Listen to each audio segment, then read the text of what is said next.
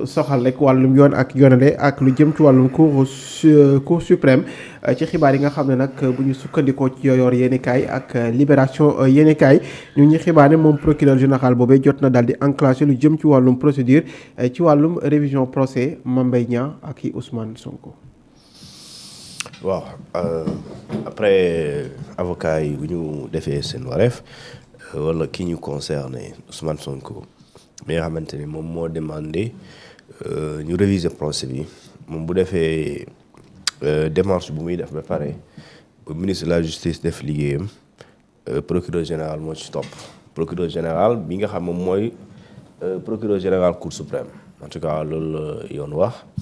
en 93 loolu la wax daf ne une fois sur initiative sur demande plutôt là sur demande du ministre de la justice garde des Sceaux le procureur général dafay transmettre la demande de révision du procès formulée par les avocats mais avant avocats yi di ci avant muy ñëw si ñoom le ministère de la justice ci article 93 bi wax ne commission bi day dafay statuer bu commission bi statuer dafay joxe benn avis soit l'avis est favorable soit il est défavorable et dans ce cas d'espèce si le procureur général yóbbu na ko c'est parce que l'avis est favorable parce que su doon avis bi nekkul un avis favorable procureur général du si jot wala du ko yóbbu fenn mais parce que l'avis est favorable que le procureur dafay jàllale c'est comme tey ñu ne la yóbbul kayit bi jox ko Saa Wolof kayit bi bu fekkente ne gis nga ko dañu ne am nga droit xool ndax baax na donc boo ko jàllale jox ko saa c'est parce que baax na mais bu baaxuloon da nga koy sànni donc loolu ça veut dire que donc le procureur général moom jàpp na ne kon lii nii ñu wax donc te commission bi décidé ne voilà voilà bon mais maintenant le procureur général du moom mooy apprécier si li avocat yi jàppee pièce nouvelle wala pièce inconnue wala un fait qui vient de se révéler ou bien de se produire du moom mooy wax ne waa loolu c'est un fait nouveau wala c'est une pièce nouvelle déedéet moom cëram rek mooy jottali jàllale léegi bu jàllalee maintenant il reviendra à la cour suprême bi nga xamante ni moom mooy décider et lorsque la cour suprême dina muy wax le procureur général près la cour suprême moom day bokk si ñi nga xam ne ñoom ñooy atte ci loolu xool est-ce que ce que les avocats considèrent comme étant une pièce inconnue ou des pièces inconnues ou bien comme étant un fait qui vient de se produire ou bien qui s'est produit wala qui s'est révélé dans ces cas et que bu ñu ko yóbbee ci table bi attekat yi bu ñu yóbbee Ousmane Sonko devant une autre juridiction pour atte ko diggante ak Mame Mbaye Niang bu jàppee ne loolu ñu am dina tax ñu renoncer à cette condamnation dans ce cas dossier bi dañ koy yóbbu fële ci benn cour wala benn tribunal moo xam lañ koy yóbbu waaye lu yoon wax mooy nga yóbbu ko benn tribunal wala cour pour ñu atte leen ci manière boo xamante ni képp ku ci laale woon doo ci laale waat képp ku ci laale woon koo mën a doon boo ci laaloon même bu dee une minute nga ci laal dootoo laal dossier bi léegi nag loolu balaa ñu koy def dafa am ay yeneen exigence parce que si la cour suprême jàpp na ne koy am na loo xamante ni tey su ko attekat bi yoroon démb xalaatul daan Ousmane Sonko day nee na lépp luy décision bi jógeen ci kaw loolu parce que lu def ne la Cour suprême annule tous les arrêts et jugements ba pare écraser tous les actes de justice yi nga xamante ni mën nañ def lu ñu tuddee faire obstacle à la révision du procès noonu la ko bindee écraser lépp loo xamante ni mën na tax li bëgg ci révision bi du sotti léegi nag dans ce cas ici les arrêts et les jugements lan la ça veut dire que les décisions de justice yi am ci dossier Mame Mbaye Niang bi bokk na si le rabat d'arrêt par exemple moom moo confirmé que ne amul lu ñuy tuddee défaut de procédure il y a pas de vice tous les droits de Ousmane Sonko ont été respectés ça c'est la justice qui le dit dëgg loolu beneen débat la maintenant loolu c'est des décisions de la Cour suprême léegi si la Cour suprême décide ñu attewaat dossier bi dafay mel ni Cour suprême dafay weddiwaat boppam dans ce cas parce que soo ko décidé dafay mel ni li amoon ci dossier boobu dara amatul on considère que il y a aucune décision aucune décision lépp la ñuy neelal et la décision finale elle est celle de la Cour suprême ci dossier bi est-ce que xam nga loolu Cour suprême mu mujjee wax ci dossier Ousmane Sonko bi te moom mooy mujjee wax bu fekkente ni jamono ji laa waaw moo mujjee wax après le rabat d'arrêt aussi c'est un acte, c'est une décision, une ordonnance, une décision plutôt de la Cour suprême, même si le rabat d'arrêt changewul dara ci dossier bi waaye dafa dëggal rek moom li ngeen jàppee ne am na erreur défaut de constitutionnalité am na ñun amu fi Ousmane Sonko ni ngeen wax ne respecté ñu ay droits am ñun gis nañ ni respecté nañ ko donc la procédure du point de vue procédural aucun souci. C'est la Cour suprême qui le dit. Léegi nag si la Cour suprême dem na benn oui dossier le rapport produit par les avocats de Ousmane Sonko en réalité ce rapport boobu c'est une pièce inconnue lors des débats parce que loolu la texte bi wax des pièces inconnues lors des débats mooy lan bu ñuy atte tribunal bi toog fii li ñu am tey amu fa woon wala waxtaane wuñ ko loolu mooy pièce inconnue voilà mooy loolu mooy pièce inconnue lors des débats mooy tey ñun ñu ngi wax fii dara ci benn sujet mais après bu ñu paree ci lañ xam lu bees lu bokk la lu ñu doon wax fii te loolu bi ñuy waxtaan waxuñ ko woon fii te amaana bu ñu ko waxoon fii am na ci lu ñu commentaire yóbbu na saa erreur indur na maanaam jumloo na saa ñu ne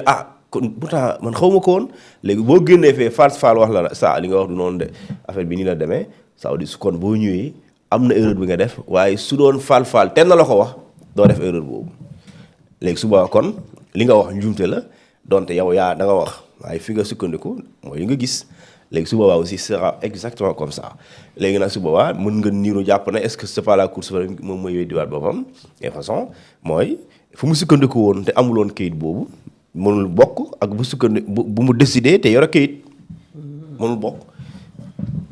parce que la Cour suprême si les pièces sont inconnues si les pièces inconnues mën nañ firndeel ne Sonko vraiment lii attekat bi bu ko atte woon du ko daan du ko condamné déet si Cour suprême day décider nañu renvoyé ko day décider pour ñu attewaat ko mais pare Cour suprême si boobu mooy tànnal attekat bi question yu ni posé ci débat boobu parce que loolu yoon wax il choisit les questions qui lui paraissent importantes moo koy choisir ça veut dire kon bu dee saa mooy atte Cour suprême bu décider loolu Cour suprême danaan question 1 2 3 yooyu saa attekat bi ci loolu lay sukkandiku pour xool et ça veut dire que donc am na yoo xamante ni sax du guddal débat parce que bu dee da nga newul fii 2025 2015 2016 2017 dañuy cerner questions yi préciser ko et dañuy jàpp ne lii mooy question yoo xamante suñ ko tontoo rek dëgg feeñ. donc loolu la ñuy. mais ñaan conflit d'intérêt parce que am na ñu ne nu mu nekk qualité premier ministre moo tax mën a jot ci rapport boobu aussi. léegi la moom xamoo ko ndax loolu am na wala amul. en tout cas soo nekkee yenn niveau de responsabilité yi am na loo xamante ni bokkul ak cuun niveau d'information yi bokkul yaa ngi dégg man mii duma dara. waaye man mii duma dara waaye am na information yoo xam ne donc ngay am loolu te privilège la ay dégg donc rawatina koo xamante ni yow yaa ngi ci sommet de l'État constitution moo ne le premier ministre dispose de l'administration xam lu muy teg mooy patron administration Sénégal bi yëpp premier ministre mooy patron bi loolu constitution bind waxul dispose le président dispose de l'administration daf ne le premier ministre dispose de l'administration mooy premier ministre mooy patron administration bu Sénégal fépp koo ma sa xalaat kenn rek moo ko féetee kaw te loolu constitutionnellement président la mais bu weesoo loolu premier ministre mooy patron administration mooy seen boss loolu constitution bi wax kon boss boobu lan moo ko mën a nëbb mooy moo féetee kaw lépp tiim lépp lu mu soxla war na ko mën a soxla lu mu soxla war na mën a ñëw bureau lu mu soxla war na mën a ñëw bureau lu mu soxla bu déggee coow fële ci benn société xamu nu mu demee mais am na droit ne leen indi leen ma dossier boobu moo xool lan la mu arbitrer wala bu dee mënul arbitrer mu sant président mu arbitrer ça veut dire que donc amul lu ci mën a nëbb léegi nag ndax da ko am bu mu nekkee ministre premier ministre loolu je sais pas léegi nag l'essentiel aussi avoir accès à des informations d'accord parce que da nga doon sa statut moo la ko permettre pour moi c'est pas le plus important c'est du loolu le plus important c'est quoi est-ce que loolu nga am dëggantaan dafay confirmer que ne yow Mame Mbaye Niang lu mu wax li ñu ko waxal lu am la wala amul parce que man affaire bi yëpp loolu moom intéressé est-ce que Mame Mbaye Niang est exactement incriminé dans ce rapport est-ce que Mame Mbaye Niang jël na wala fexe na voilà tudd nañ ko wala à travers benn attitude bu mu am mu signé wala mu demande nañu signé est-ce que tax na état wu Sénégal ñàkk xaalis man loolu moom intéressé si vraiment loolu am la dañ ko war a yóbbu ñu leeral ko bu fekkente ne léegi amul juste da koy leeral léegi loolu c'est le plus important c'est ça rapport am na wala amul débat boo xam nga amatul il a fallu que ndeysaan coowal Sonko Diomaye moo tax loolu réer waaye ñun nekkoon nañ fi di expliquer rapport yooyu mais rapport yooyu léegi c'est le sëñ bi Cour des comptes moom moo ko waxal boppam nee na kon su fekkente ni amul rek waxal Cour des comptes yéen seen kon li ngeen di wax amul Cour des comptes nee na man Cour des comptes maa ngi leen di wax ne loolu soo demee ci rapport bi ma lay wax c'est 6 la point 6 ñu tuddee ko xam nga titre bi lan la rapport antérieur nañ ko tuddee 6e point rapport antérieur Cour des comptes ne maa ngi leen di xamal ne sénégalais yi maa ñu koy lire que depuis ñu créé Prodac ñu koy créé 2014 mosuñoo dem ñun Cour des comptes mosuñoo def rapport ci Cour des comptes wante IGF day defoon na rapport sur la ñu tuddee contrat bi lié Green 2000 ak état wu Sénégal Green 2000 moom mooy la société bu ñu tuddee buy exploiter d'accord créer les DAC kër DAC yooyu ñu ne leen DAC yi soo wàccee ci rapport bi leeral ne DAC bi de ñaari DAC yi ñaari phase la première phase bi Kër Momar Sarr Itato Kër Samba Kane ak CFA ñu ne 4 DAC yi la lañu waroon njëkk a def ñu ne ñaata la ñu ne c'est 29 milliards et quelques loolu lañ koy tabaxee loolu lañ koy defaree léegi question yi kon da ngay dem Kër Samba Kane Kër Momar Sarr Itato ak CFA pour xool est-ce que 4 DAC yi ñu ngi fa. ñu en place waaw est-ce que DAC CFA bu la waxee def nañ ci 100 millions nga évaluer est-ce que nga def expertise est-ce que lii nii bagage yu 100 millions la c'est aussi simple que ça. pare na livré nañ ko d'accord léegi nga indi expert koo xamante ni liggéeyam mooy